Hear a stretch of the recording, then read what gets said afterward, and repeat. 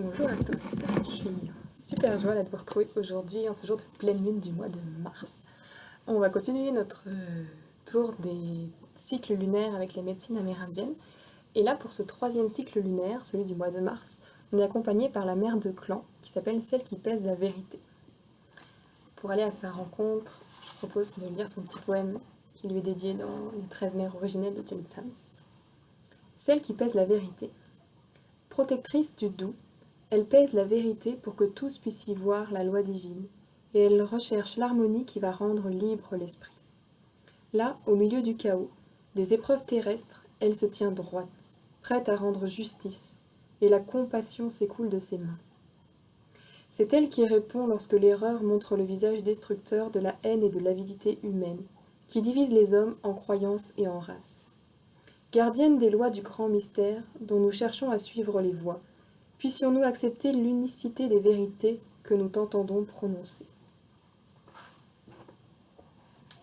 Cette mère de clan qui s'appelle Celle qui pèse la vérité, et qui est associée donc au troisième cycle lunaire, donc le mois de mars, c'est vraiment la gardienne de la justice, la garante même de la justice, la gardienne de l'égalité, de cette forme de juge intègre en fait, de la loi, on va dire de la loi divine au sens de la loi du vivant. Et elle est vraiment très en lien avec la détermination et la responsabilité. Elle nous apprend à mettre en œuvre la justice, l'égalité, en étant responsable de nos actes et de nos paroles, et avoir recours à notre intégrité personnelle, à notre éthique et à nos valeurs pour trouver des solutions qui guérissent. Donc, je vous disais, cette mère de clan, elle veille sur l'égalité. Elle protège vraiment cette justice.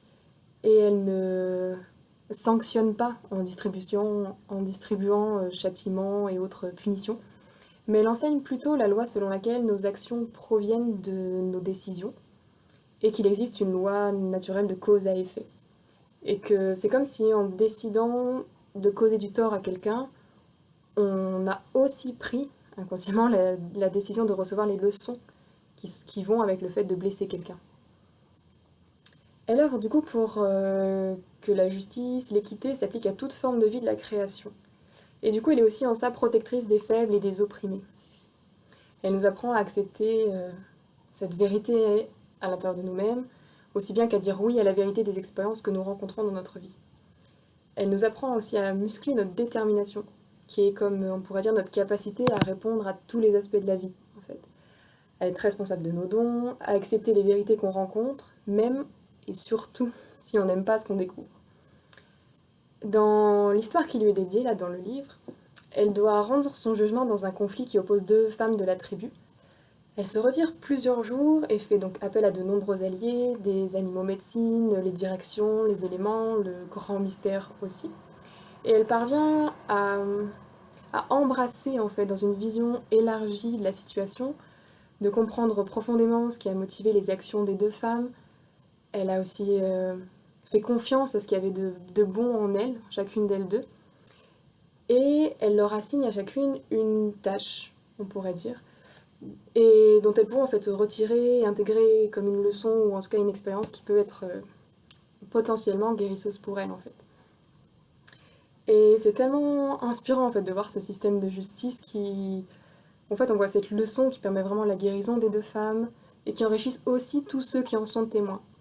Et j'ai été profondément touchée et inspirée par cette justice rendue avec amour, compassion et compréhension profonde en fait. Cette mère de clan me met aussi en lien avec beaucoup de responsabilité, d'entièreté.